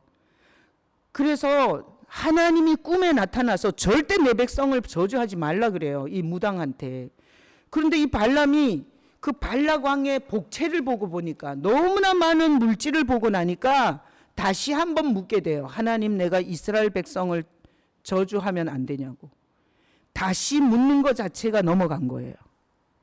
그래서 우리도 뭐 주님이 감동했는데 자꾸 물어봐. 내가 요즘에 1인당 430만 원씩 하라 그랬지. 근데 돈이 어디 있나 물어보라 그랬잖아요. 근데 어디 있는지 생각나게 하셨어. 근데 하고 싶지 않아. 그래서 이렇게 또다시 물어보는 거야. 진짜 내가 그거 해야 됩니까? 내가 이번에 종익이가 아니 종익이는 집도 없어. 자기는 집이 없다는 거야. 그리고 걔는 진짜 목장에서 일하지. 지금 저 추수 그 밭에 가갖고요. 밤 1시 2시까지 일을 하는 거야. 그러고 나서 걔네가 11조를 몇십만 원 할 때 내가 너무 가슴이 아픈 거야. 난 정말 받고 싶지 않아. 받고 싶지 않아. 내가 보태주고 싶어. 근데 종익이가 이러더라고. 목사님, 내가 1000분의 1은 좀 힘들어요. 430만. 1000분의 1은 힘들어요. 10,000분의 1 하면 안 돼요. 그래서 내가 하지마. 아이고 아버지, 진짜 목회는 힘들어. 목회는 힘들어. 돈 받는 게 힘들어. 돈 받는 게 너무 힘들어. 근데 우리가 주님 앞에 자꾸 물어보는 건 왜 물어보냐? 하기 싫어서 물어보는 거예요. 하기 싫어서. 아니, 나는 이것도 간증이 있을 것 같은 거예요. 왜? 나는 진짜 내가 다 하고 싶다니까.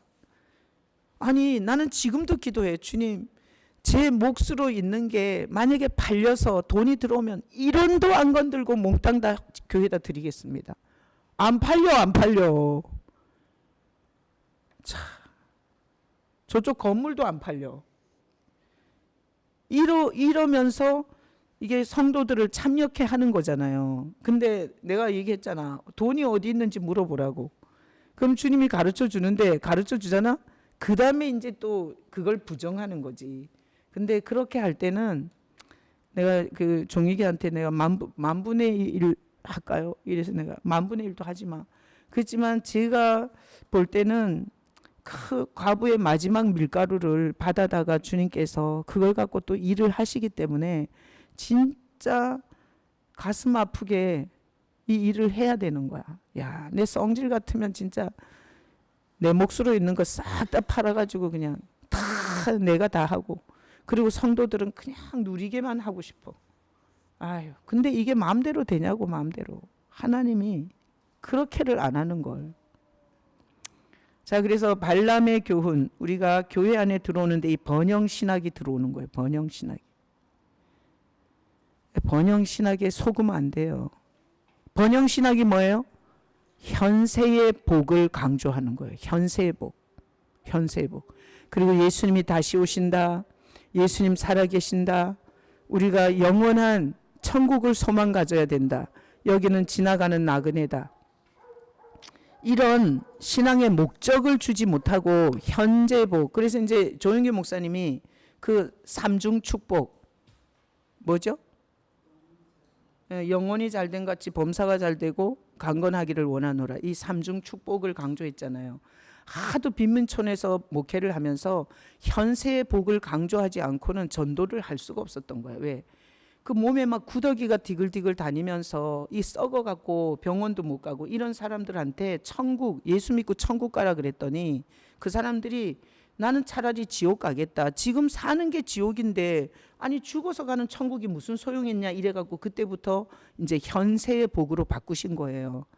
근데 그 다음 과정에서 그래도 이게 천국 소망 신앙으로 바꿔줘야 되는데 그게 이제 쭉 오다 보니 이제 정말 대부흥을 했잖아요. 그리고 또 조용기 목사님 돌아가실 때 보니까 또 굉장히 또 어렵게 돌아가셨더라고요.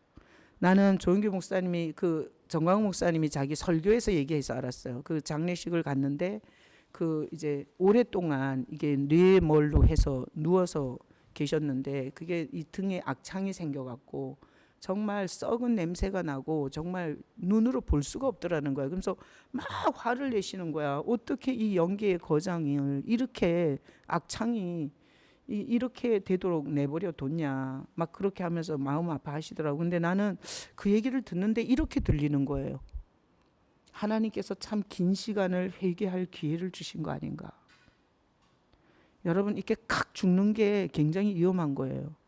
우리가 오랫동안 내 과거를 돌아보고 내가 한 행적을 돌아보고 하나님 앞에 죄송한 걸 회개할 기회를 주는 것처럼 복이 없어요. 그래서 내가 하나님이 마지막으로 베푸신 은혜였구나. 나는 그 생각이 들었어요. 하나님이 굉장히 그 종이 전 세계적으로 최고 큰 교회를 했잖아요. 그리고 얼마나 열심히 하셨냐고. 온 세계를 다니면서 수많은 사람한테 복음을 전했고 근데 하나님이 마지막으로 다 죽기 전에 청산할 수 있도록 오랜 시간 병상에 붙잡아 두셨구나. 내가 이 비밀은 강문경 집사님이 돌아가실 때 주님께서 나한테 감동한 걸로 알게 됐어요. 회개할 시간을 가지라고 해라. 죄를 갖고 오면 안 된다. 회개하고 오라고 해라. 그래서 그때 정신이 멀쩡할 때 제가 그렇게 메시지를 했었거든요. 자, 그래서 발람의 교훈이 이게 번영신학이에요. 이게 물질 숭배. 하여튼 예수 잘 믿으면 돈 준다. 이렇게 하면 안 돼요. 그냥 우리가 예수님을 사랑하고 예수님을 섬기다 보면 필요의 모든 물질을 공급해줘요. 자, 선교사님은 선교지에서 돈 있어 했어요? 거지잖아. 거지가 선교를 한 거예요. 근데 필요를 안 준 적 있어요? 없어요. 그러니까 하나님은 무슨 번영신학으로 돈 달라 그래서 주는 게 아니라 그냥 예수 안에 있으면 모든 필요를 아낌없이 줘요. 지금도 그러죠? 지금 석탄이 엄청 올랐대요. 이 나라를 언급하면 안 되는데. 거기 석탄이 엄청나게 올랐는데 그 학교를 돌리려면 석탄이 얼마나 많이 필요한지 몰라. 그래가지고 또 선교사님은 여기 있지. 선교사님이 중국에 있을 때 물주였거든요. 이게 물질적 공급 출기였어요. 저기 그 남편 선교사님은 몰라 그런 걸 해맑아서. 내가 볼 때는 다 이게 또 재정은 다 저 선교사를 통해서 공급이 됐어요. 근데 저렇게 한국에 와갖고 해맑게 저러고 살고 있잖아. 근데 희한한 방법으로 하나님께서 그 석탄값을 보내줬다는 거예요. 이게 신갈 호수를 걸으면서 그 얘기를 하는데 참 우리는 통장에 돈을 쌓아놓고 사는 사람이 아니야. 그냥 필요가 생기면 하나님이 항시 신실하게 공급해줘요. 그러니까 이 발람의 교훈을 조심해야 돼. 조심해야 돼. 물질 중심으로 인생이 가면 안 돼요. 내가 옛날에 얘기가 길어지네. 자, 옛날에 우리 교회에 주식 투자를 4억을 하고 우리 주식 투자를 한 4억 또 누구라고 생각하지 말고 그냥 해맑게 들어. 현장 소장인데 1년이면 4억을 버는 거야. 그래갖고 그 4억을 주식 투자를 했어. 근데 그때 우리가 교육관을 빼야 되는데 내가 강대상에서 내가 광고를 했어요. 교육관을 빼야 되니까 3천만 원 필요하다. 그러니까 누가 돈 있는 사람이 나를 좀 빌려주든지 아니면 헌금을 좀 해달라 이렇게 광고를 했어요. 근데 그 4억 주식 투자한 그 사람이 감동을 받은 거야. 아, 난 1,000만 원 내가 해야 되겠다. 그래갖고 감동을 받아갖고 집에 가서 마누라한테 얘기했더니 마누라가 믿음도 없는 사람이 1,000만 원 해놓고 나중에 나를 얼마나 괴롭히려고 그러냐고 막 난리를 쳐갖고 안 한 거야. 나중에 그 4억 홀딱 다 날렸잖아. 그래서 내가 지금 생각해보면 아니 한다 할 때 좀 하게 놔두지 그랬으면 3억 9천만 날렸을 거 아니야. 아이고 어떤 때는 하여튼 믿음 있는 마누라들이 문제야. 그런 일도 있었어요. 자, 그래서 자, 여러분이 돈을 사랑하는 게 아니라 예수님을 사랑해서 그 사랑 안에서 신실하게 공급을 받는 그런 여러분 되시길 축복합니다. 아멘. 요한계시록 2장 20절 읽어봐요. 그러나 내게 책망할 일이 있노라. 자칭 선지자라 하는 여자 이세벨을 내가 용납함이니 그가 내 종들을 가르쳐 깨어 행음하게 하고 우상제물을 먹게 하는도다. 자, 이세벨. 자, 어떤 영성가를 따르는 거예요. 이 이세벨의 영은 어마어마한 영이었어요. 이세벨의 영. 지금도 이세벨의 영이 있어요. 이세벨의 영은 자, 잘 들어요. 이세벨의 영은 눈썹을 아주 진하게 그려. 그리고 눈에다 빗자루를 붙여. 그래가지고 남자들을 후리는 영이 이세벨의 영이에요. 여러분 이세벨을 그 꼭대기에서 이게 던지죠. 그래서 이세벨이 그 탑 꼭대기에서 던져져서 완전히 두개골이 깨지고 개들이 그 이세벨의 피를 더 먹어요. 하나님이 얼마나 저주하는 줄 알아요? 자, 이세벨의 영은 하여튼 이세벨이 이뻤었던 것 같아요. 그래서 아합 왕을 완전히 소나기에 넣었잖아요.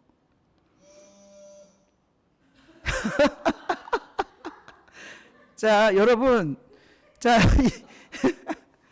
아니 여자들은 이세벨의 영을 조심해야 돼. 하여튼 여자가 이 미모를 가지고 남자들을 후리는 그런데다가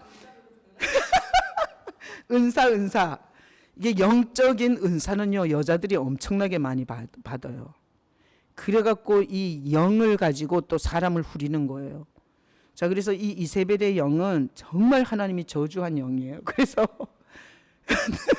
눈에다가 뭐 빗자루 달고 그러지 마. 하나 달았나? 네 눈썹이야? 제가 얼른 비비면서 자기 눈썹이라 그러네. 특히나 이게 이쁜 여자는 조심해야 돼. 하나 넌 조심해야 돼. 눈썹을 그렇게 이쁘게 그리고 다니면 안 돼.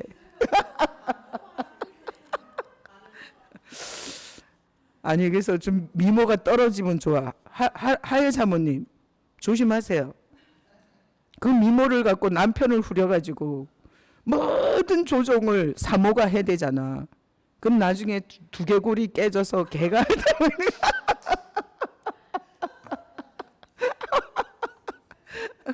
아니 근데 교회 안에 이세벨의 영이 들어오잖아요. 그럼 예언자가 들어오는 거예요. 능력자가 들어오는 거예요. 그래서 어떤 권사가 그런 능력과 예언을 하잖아요. 성도들이 싹 다 그리 붙어요. 그래서 이 모든 영적 질서를 다 깨는 거예요. 이거 굉장히 위험한 거예요. 이세벨은 영이에요, 영. 그래서 우리가 예수 그리스도의 그 피 묻은 십자가로 가서 받은 건 성령이에요.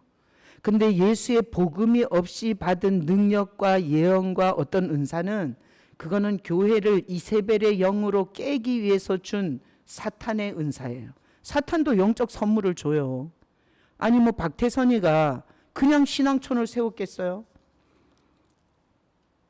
우리 하일 사모 그 할머니는 신앙촌에 박태선이한테 온 재산을 다 바쳤잖아, 그지? 그리고 그 아버지 형제가 몇 명이라고? 8형제? 8형제가 싹 다 예수 안 믿죠? 좀 믿어? 아니 처음에는 8명이 싹 쓰러졌잖아. 완전히 그냥 뭐 교회는 그건 완전히 미친 것들이 다니는 거였어요. 자식들한테 이 분노와 적개심을 얼마나 많이 심어놨는지 몰라요. 자, 그러니 우리가 이 영을 조심해야 돼, 영을. 자, 그래서 여러분이 은사를 구하지 말고 능력을 구하지 말고 뭘 구해야 돼요? 예수님을 구해야 돼요. 뭘 구하라 그랬어 지금? 예수님이라고 했어요? 아니 여기서 뭐 시옷 발음이 나온 것 같은데. 자 보세요. 이거 하다 보니 막 겁을 먹는 거야 지금. 이게 지금 두개골이 깨져갖고 개가 핥는다 그러니까 지금 엄청 겁먹고 있는 거야. 자 보세요. 이 이세벨의 영을 분별을 해야 돼요. 목회자는 이 이세벨의 영을 분별할 수 있어야 돼요. 저는 목회 이제 한 교회의 리더잖아요.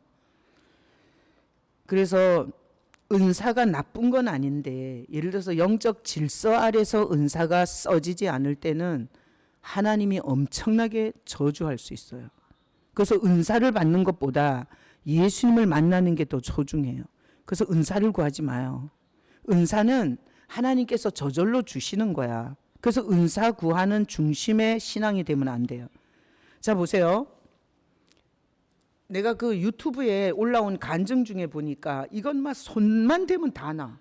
이게 초신자인데 손만 대면 다 낳고 그다음에 또 이 막 사람만 보면 막 이게 쪽집게 무당처럼 예언이 나가는 거야.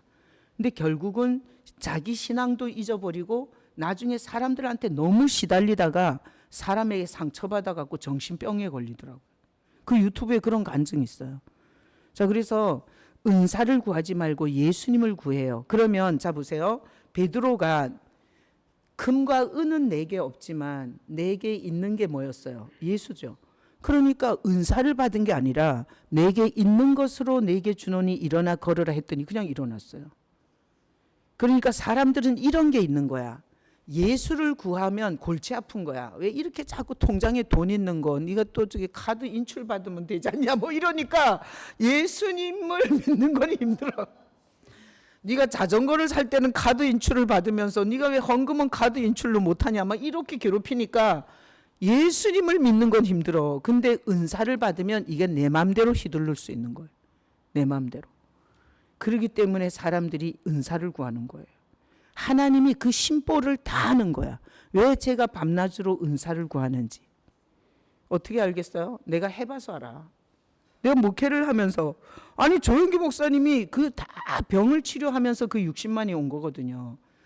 그래서 예배 시간에 엄청난 병자들이 치유됐어요. 그래갖고 내가 항상 나도 조영기 목사님처럼 이렇게 병 고치는 은사를 주셔서 그래서 그냥 병자 하나 나으면 그 식구들이 다 이렇게 교회로 와서 예수 믿고 구원받게 해달라고 내가 막 은사를 구하다가 주님께서 야 내가 은사 줬다가 아주 배신한 놈들이 한두 명이 아니다 그러면서 은사를 구하지 말고 그러니까 나와 동행하라고 그런 은혜를 주셔갖고 제가 지금 이렇게 된 거 아니에요. 제가 은사를 구해가지고 엄청난 은사가 있었다면 제가 예수 말고 다른 걸로 목회를 했겠죠. 그죠? 그래서 지금 돌아보면 너무 감사해요. 자, 이세벨은 영이에요, 영. 그래서 여러분이 이세벨의 영의 짓을 하면 안 돼요. 목회자를 넘어서고 그리고 목회자를 그 영으로 조종하고 그리고 이 영적 질서를 내가 가진 영적인 은사로 깨고 이런 짓을 하면 안 돼. 하나님이 굉장히 싫어하세요. 자, 요한계시록 3장 1절로 3절 읽어봐요. 사대 교회의 사자에게 편지하라. 하나님의 7 영과 7 별을 가지신 이가 이르시되 내가 내 행위를 아노니 내가 살았다 하는 이름은 가졌으나 죽은 자로다. 너는 일깨어 그 남은 바 죽게 된 것을 굳건하게 하라. 내 하나님 앞에 내 행위에 온전한 것을 찾지 못하였노니 그러므로 내가 어떻게 받았으며 어떻게 들었는지 생각하고 지켜 회개하라. 만일 일깨지 아니하면 내가 도둑같이 이르리니 어느 때에 내게 이르는지 내가 알지 못하리라. 거기 제가 그 교회에 들어온 그 위험 요소들에 대해서 줄을 쳐놨잖아요. 처음 사랑, 발람의 교훈, 이세벨, 그 다음에 여긴 뭐예요? 행위에 온전한 것이 없는 것은 이게 뭐가 들어온 거예요. 여러분 우리가 예수 믿으면 삶의 열매가 나와요 안 나와요? 나와요. 거짓말하는 게 불편하고 남 미워하는 게 불편하고 십계명을 지켜서 구원받는 게 아니라 다른 신의 이름을 부르고 싶지도 않죠. 그리고 하나님의 이름을 망령되게 일컬을 수가 없죠. 하나님의 이름을 이렇게 경배하고 찬양할 때 높여드리고 싶지 그 이름을 어떻게 망령되게 일컫겠냐고. 그러니까 우리가 이렇게 행위의 온전함이 나올 수밖에 없어요. 그렇죠? 근데 지금 여기 보면 이런 게 들어온 거예요. 행위가 중요하지 않다. 아무렇게나 살아도 예수만 붙잡으면 된다. 우리가 예수 강조하다 보면 마치 이렇게 개판으로 생각할 수 있어요. 그건 아니에요. 자, 예를 들어서 내가 예수님을 이렇게 많이 전해요. 그리고 예수님을 중매한다 그래요. 그리고 모든 성도들을 예수께 붙이는 교회로 남고 싶다 그래요. 그러면서 내가 뒤로 가서 바람을 피웠어. 자, 그러면 여기 지금 이 4대 교회의 문제는 뭔가 하면 예수 하면서 삶에 온전한 게 안 보이는 거예요. 이것도 가만히 들어오는 거짓의 영이에요. 그래서 우리가 은혜를 강조하면서 내가 그 은혜의 열매가 저절로 나와야 돼. 거짓이 싫어. 이제는 예를 들어서 이런 거 있잖아요. 내가 이제 전도사야. 내가 전도사인데 남자 목사님이야.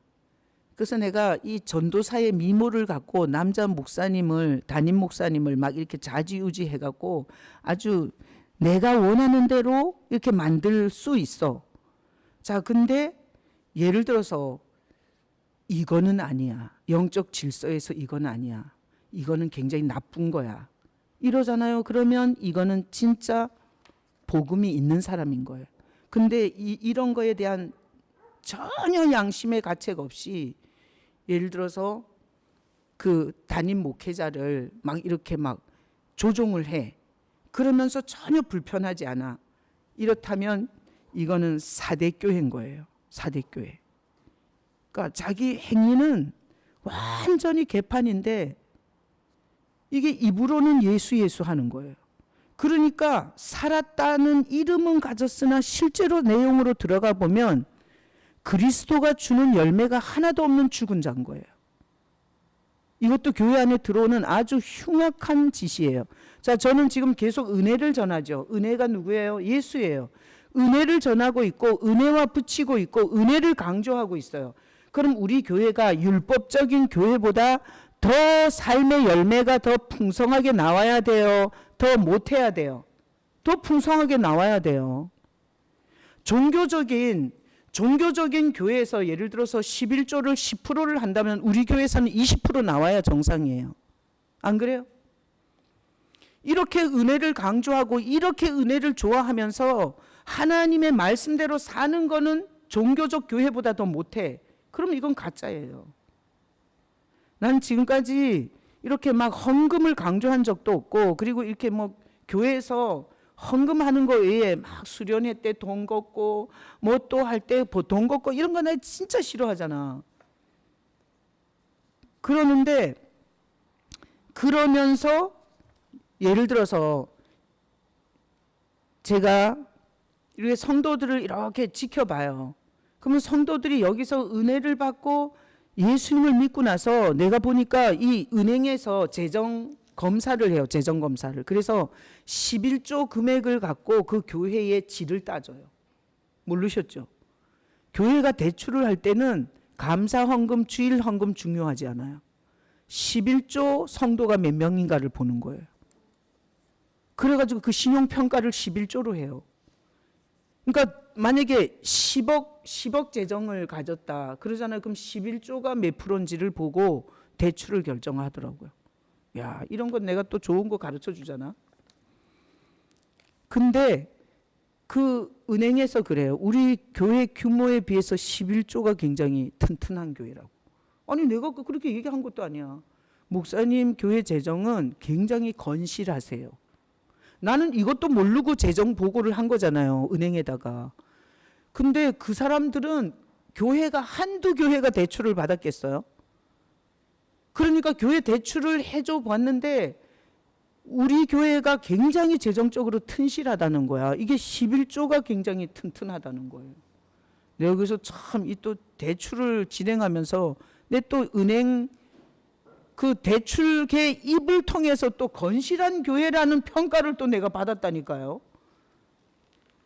야, 그러니까 속일 수가 없는 거야. 이게 은혜 받은 자는 하라 그래서 하는 게 아니라 그냥 되는 거예요. 그냥 되는 거야. 그래서 참 이게 은행에서 우리 교회를 되게 좋게 평가하고 있고요. 어떻게 해서든지, 아니 지점장이 고민을 한다니까. 저 목사님한테 어떻게 도와줘서 저 건물을 목사님이 편안하게 살 수 있게 해드릴까. 이게 지점장의 고민이야. 야, 참 신기하지 않아요? 자, 그래서 교회 안에 이런 거짓이 들어오면 안 돼. 은혜니까 다 돼. 은혜, 예수 안에서 구원받았으니까 바람도 피고 노름도 하고 뒤에 가서 뭔 짓을 해도 돼.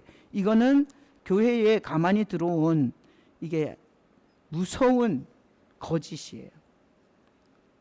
요한계시록 3장 17절로 18절 읽어봐요. 네가 말하기를 나는 부자라 부여하여 부족함이 없다 하니 내가 공고한 것과 가련한 것과 가난한 것과 눈먼 것과 벌거벗은 것을 알지 못하는도다.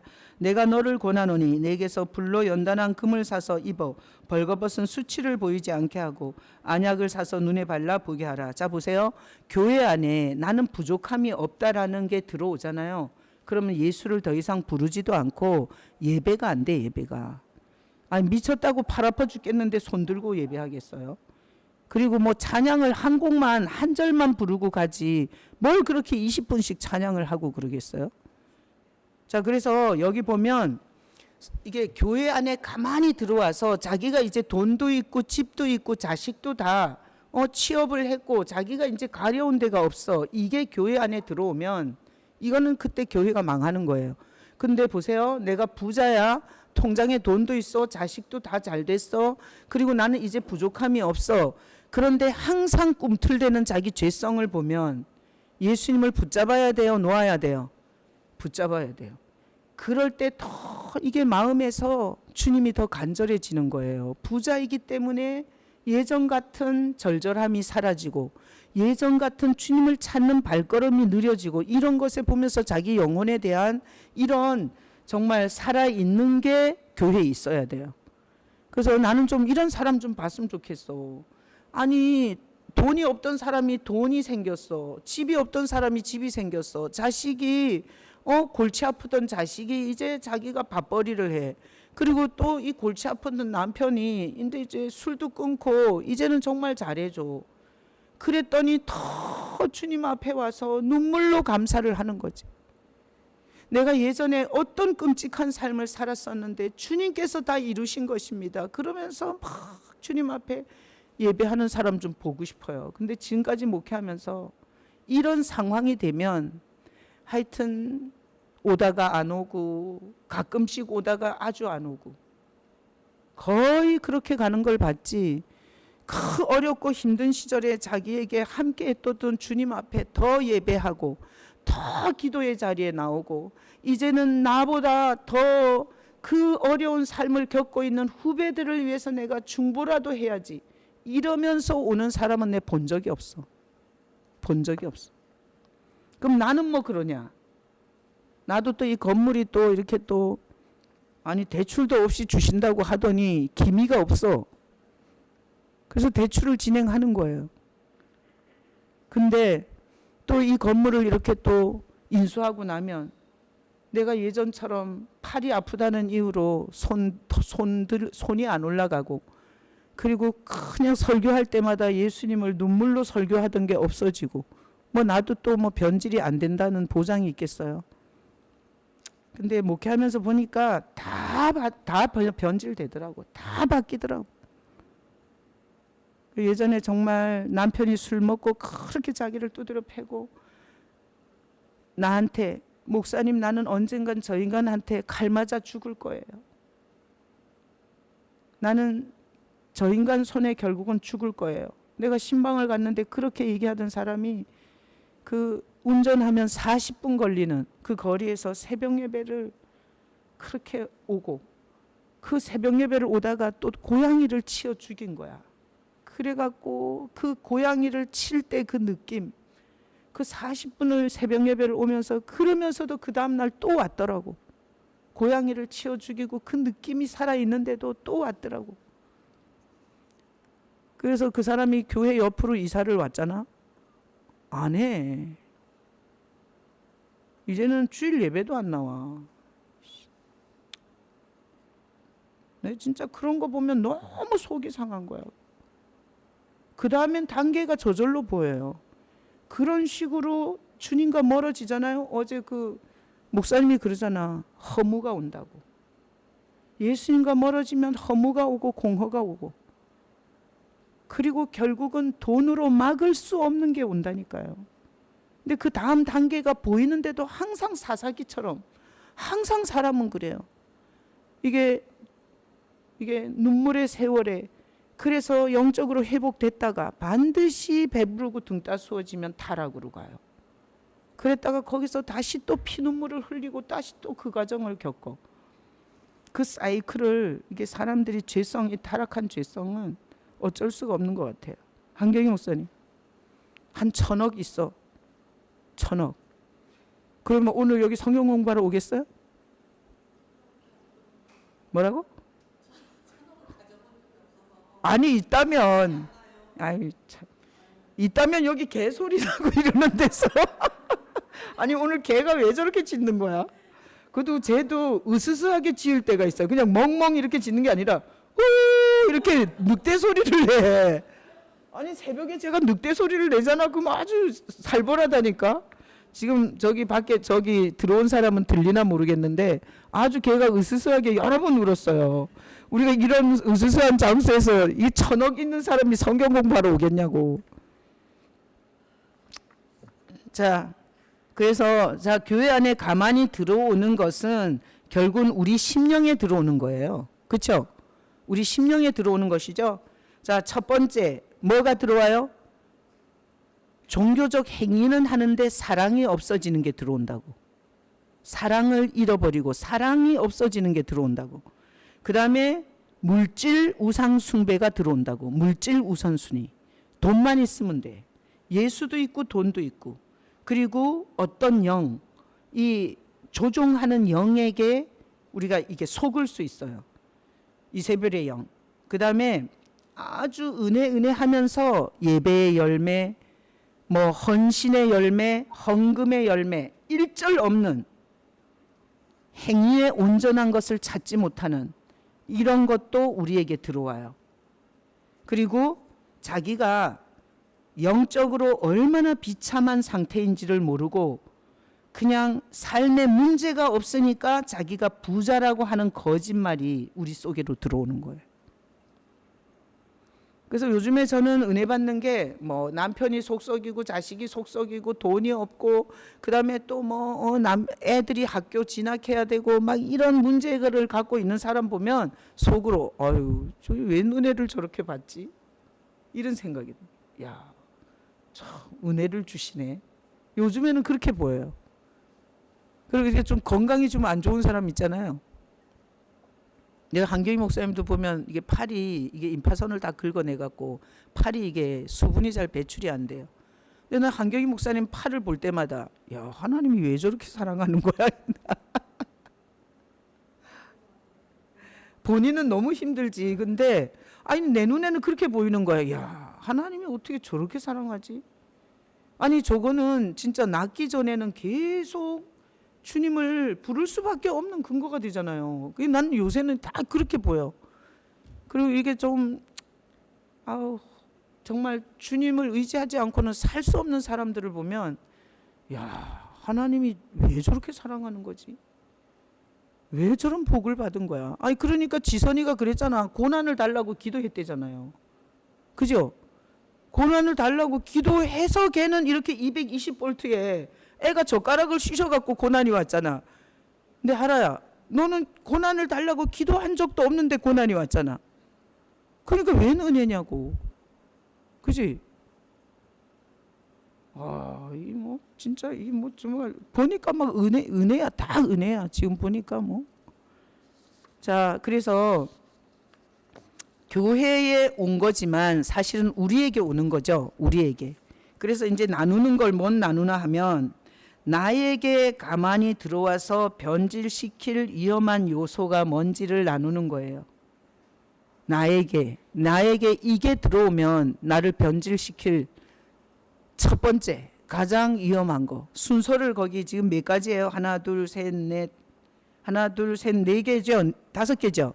자, 5개를 번호 순서대로 나누는 거야. 1번은 발람의 교훈입니다. 2번은 사랑이 잘 안 됩니다. 뭐 이런 식으로 우리가 유튜브를 끊을 텐데 유튜브에서 이 줌 성경 공부에 참여하시는 분은 성령 앞에 무릎을 꿇고 자기가 번호를 매기면 안 돼. 성령이 조명해 줘야 돼. 조명해 줘야 돼. 너는 1번이 이거다. 너는 2번이 이거다. 너는 3번이 이거다. 이런 식으로 성령의 조명을 받아야 돼요. 그래야 진짜 진단이 되는 거고, 만약에 성령이 알게 하지 않았잖아. 그럼 다 내가 알고 있는 정답과 내 인식이 틀렸을 수 있거든요. 그렇게 해서 여러분 가만히 들어오는 이 위험한 요소를 여러분이 감지하고 도둑이 들어오고 강도가 들어오는 걸 감지해서 예수 이름으로 떠나갈지어다. 이렇게 물리치고 끝까지 하나님의 교회로, 하나님의 성전으로, 예수님의 제물을 예수님의 제단 안에서 예수님을 향한 제사장으로서 그렇게 승리하시는 여러분 되시길 예수님의 이름으로 축복합니다. 아멘. 제가 기도하고 유튜브는 끊으세요. 기도하겠습니다. 주님 은혜를 감사드립니다. 예수님을 형이라고 불렀던 유다는 하나님을 옆에서 33년 동안 보면서 그가 교회 안에 들어오는 위험한 요소에 대해서 힘써 싸우라고 한 장의 편지를 썼습니다. 주님, 교회 안에 들어와서 무너뜨리는 이 요소는 우리 심령에 들어오는 사단의 계계요, 우리가 끝까지 싸워야 할 주제라는 것에 대해서 오늘 말씀을 통해서 우리가 다시 한번 각성을 합니다. 주님께서 우리를 조명해 주셔서 우리에게 가만히 들어오는 첫 번째 위험성, 두 번째 위험성, 세 번째, 네 번째, 다섯 번째 위험성을 주님 앞에 고백하고 우리가 하나님의 피 묻은 제물로 예수 그리스도의 제단 안에서 예수 그리스도가 하나님만 경배했던 제사장이었던 것처럼 우리가 끝까지 예수님을 사랑하는 그런 주님의 성전으로, 주님의 교회로 남을 수 있도록 축복하여 주시옵소서. 감사하고 예수 이름으로 감사하며 기도합나이다. 아멘. 아멘. 우리 주님 앞에 감사와 찬양과 존귀와 영광의 박수를 올려드리겠습니다. 아멘.